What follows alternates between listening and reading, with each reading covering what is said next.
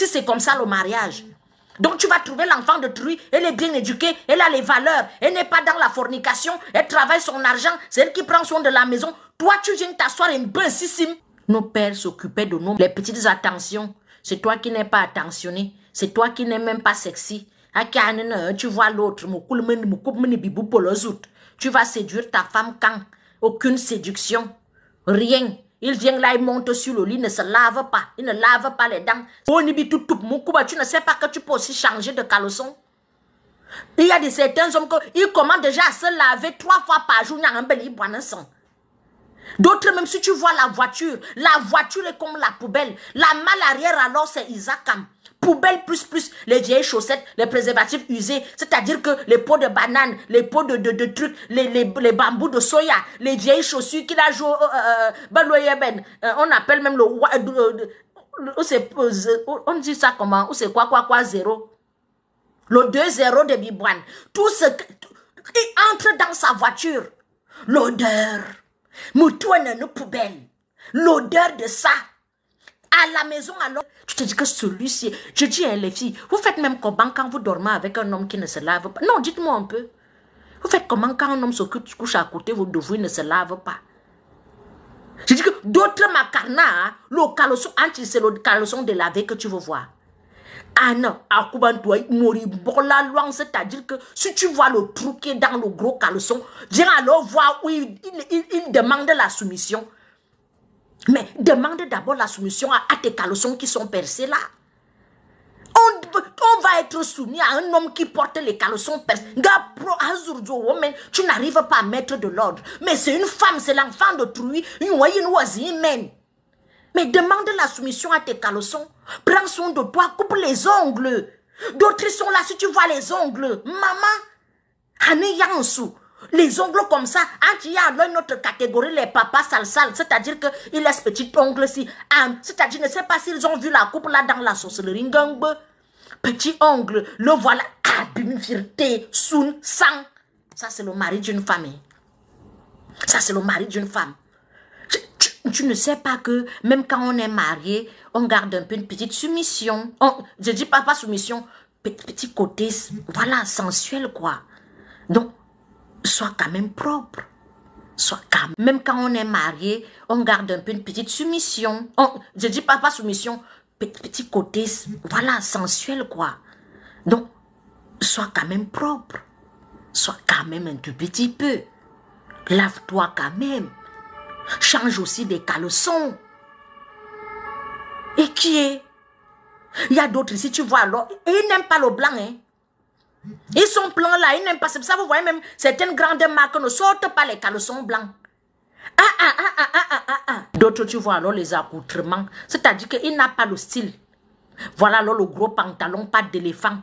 Le gros pull qui arrive ici. La grosse veste qui arrive comme ça. Le gros sac qu'il a attaché comme ça. On dirait les vendeurs à la sauvette. C'est-à-dire que ce n'est même pas le genre que tu veux un peu faire un genre que regarde aussi comment les jeunes de ton âge s'habillent.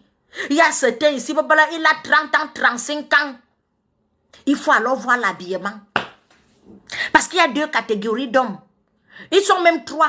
Il y a celui qui s'habille selon sa morphologie, qui prend soin de lui, qui est propre. Là, on ne parle pas de marque ou d'argent.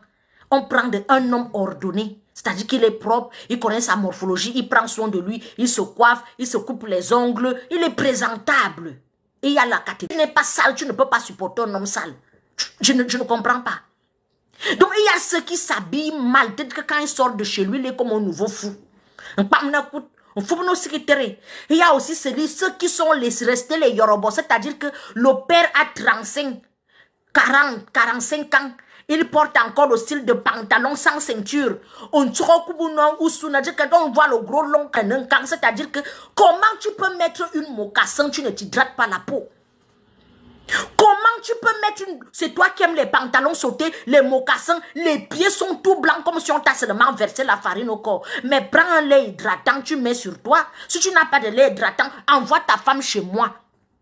Je vends les laits hydratants pour hommes. Quand on met une petite mocassin, pantalon sauté, hydrate bien la peau. Quand vous lavez, non, moi je n'aime pas mettre la crème. C'est-à-dire qu'il sort de la maison, il est tout blanc, comme la neige. Mais hydrate la peau. Non, moi je n'aime pas mettre vos trucs de femmes là, les crèmes de femmes là, villageois. Sigumboine, même nos grands-parents mettaient le boine mignongue. Allez barbeur. Allez chez les barbeurs. Tu ne peux pas prendre un gars qui vient d'arriver de l'Europe. Il est venu, il n'a pas de formation en coiffure parce qu'il coiffe au village. Yang toi qui confié ton visage et ta tête. Tu sors de là comme un sorcier. C'est-à-dire que parfois c'est bizarre. Parfois vous n'êtes pas laid. C'est-à-dire que c'est la coupe que tu as mis sur la tête. C'est celui qui a alors terminé Bangaman. Voilà alors les locks. Mais là, c'est-à-dire que entre au milieu ici, il y a déjà la calvitie. Le voilà alors avec les locks. Les cheveux sont debout comme ça. C'est-à-dire que papa, ça fait pas trop propre.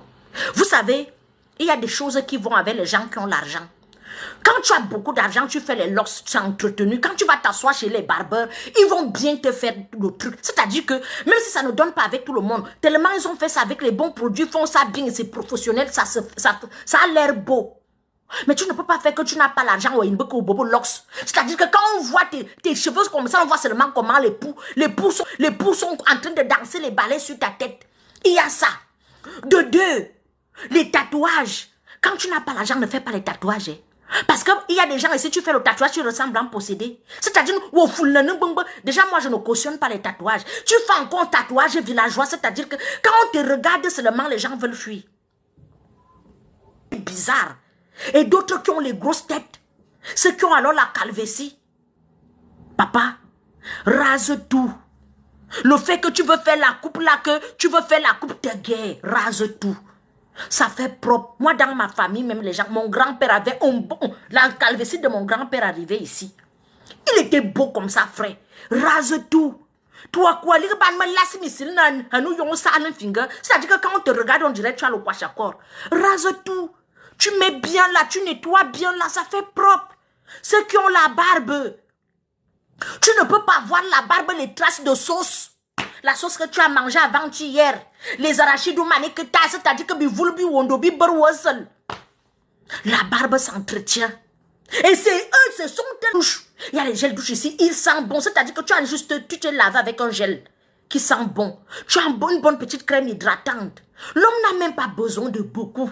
On vous aimez seulement l'eau. Un homme qui aime l'eau passe sur le marché. C'est nous les femmes qui avons besoin de beaucoup de choses. Il faut juste aimer. D'autres alors, voilà la gale.